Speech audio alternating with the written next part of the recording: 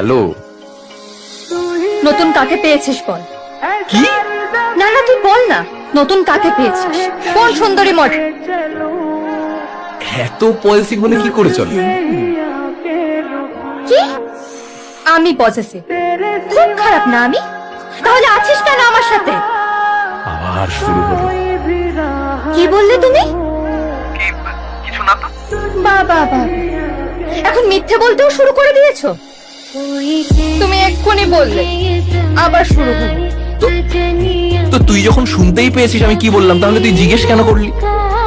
দেখছিলাম তুমি মিথ্যে বলো কিনা। তুমি আমার কথা সময় মতো শোনো, সময় মতো রাখো, নিজের কোনো দোষ আমার সামনে স্বীকার করো কখনো। ঠিক আছে আমি রাখতে চাই।